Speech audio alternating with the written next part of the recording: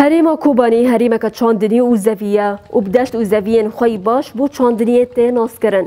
لتانها پروژه آوه اجبو هریما کوبانی و خلق و جودکارن و نهاتیه لدارخستنه. تاویک و چمه فرات دناف کوبانی را در باسی سوریا و باکور و روچلاتی و دبه لبیتر چاندنی بجی لکوبانی ته چاندن. و چاندنی آوی و گنم آوی، بامبو، شواندر و هین چاندنی دینی آوی گلکی کم بونا و الپاش مانه.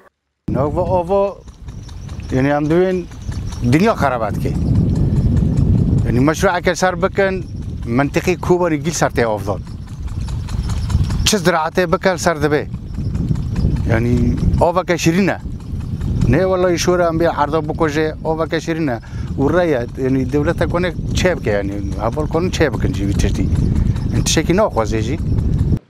اجبر نبونا آف و پروژه آوه زوین و برهمن چاندنیه لحریما کوبانی گلکی کم بونا و هر وها چاندنیا داران پیش دکوه و دنیرین الخلقه دا که گاوا پروژه آوه لکوبانی دار کوه و برهمن چاندنیه زیده ببه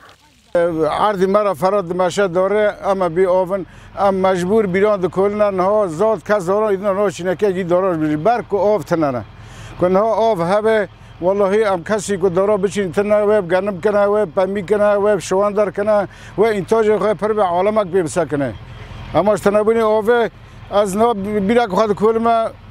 نیف اینچه گاف درد که نیف اینچه گاف از 50 داری خواهد 100 داری خواهد سرد چینمه جبرک و آف تنانه ام خواهزن آف وره ری وره جمع آف فرید عرضی مرا دارن اما بی آون